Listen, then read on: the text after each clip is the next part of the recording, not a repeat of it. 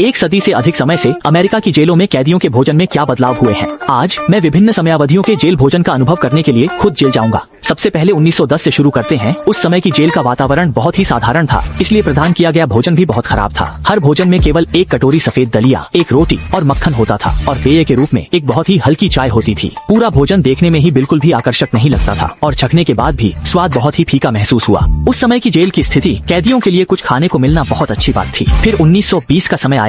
इस समय के कैदी बेहतर भोजन के लिए लड़ने लगे। मुख्य भोजन में 2 ग्रिल्ड सॉसेज और कुछ बीन्स के डिब्बे होते थे, एक कॉर्न ब्रेड और एक कप रेड टी थी। इस समय का जेल भोजन 10 साल पहले काफी बेहतर हो गया था। मैंने बीन्स के डिब्बे का स्वाद चखा, जो अत्यंत नरम और मुलायम था, मुंह में जाते ही घुल जाता था। ग्रिल्ड सॉसेज बाहर से कुरकुरा और अंदर से नरम था। एक बाइट लेते ही मांस की खुशबू फैल जाती थी, अत्यंत स्वादिष्ट था। कॉर्न ब्रेड का स्वाद भी मुलायम था और चाय अधिक स्वादिष्ट थी। हम इस भोजन से संतुष्ट थे। देखते ही देखते 1930 का दशक आ गया। यह समय अमेरिका की महान मंदी का था और जेल जीवन पर भी इसका बड़ा प्रभाव पड़ा। डिब्बाबंद खाद्य पदार्थ जेल के भोजन का मुख्य हिस्सा बन गए। एक सब्जी का सूप, कुछ उबले हुए आलू, 2 अनाज के बिस्कुट और 1 कप शुद्ध दूध। पूरे भोजन में मांस का एक भी टुकड़ा नहीं था। इसे देखकर हम दोनों की भूख भी मर गई, लेकिन उस समय को ध्यान में रखते हुए हमने हिम्मत करके सब्जी के डिब्बे का स्वाद चखा, जो किसी तरह से निगलने लायक था।